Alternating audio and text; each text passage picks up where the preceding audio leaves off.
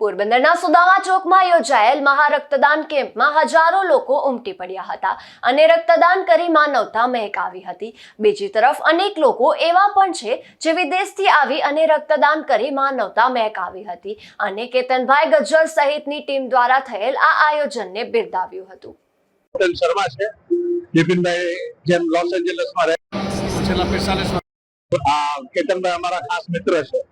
એમનો આ 10,000 થી ઉપર નો ટાર્ગેટ અચીવ કરવા માટે અમે લોકો પણ અહીંયા લોહીનું દાન આપવા આવ્યા છે અને આ અહીંયા પોરબંદરના રહેવાવાળા આ કેતનભાઈનું આયોજન છે, પણ આ બધાના સહકારથી જ આજે જે પણ અહીંયા થઈ રહ્યું છે, આટલા બધા માણસો અમે લોહીનું દાન માટે તમે બીજી વાર જોયું છે, કારણ કે વર્ષ પહેલા બી હું અહીંયા આવ્યો હતો હનુમાન જયંતિ વખતે।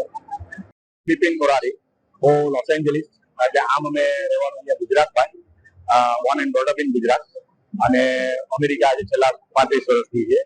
અને આ ચેતનભાઈ અમારા ખાસ મિત્ર છે, ફેમિલી ફ્રેન્ડ છે અમારા। અને ચેતનભાઈની સાથે વાત થયા પછી ખબર પડી કે ભાઈ ચેતનભાઈ આ વખતનો ટાર્ગેટ એમનો રક્તદાન માટેનો 11,000 બોટલનો છે અને એટલા માટે અમે ખાસ કેતનભાઈને સપોર્ટ કરવા માટે અમેરિકાથી આવ્યા છે।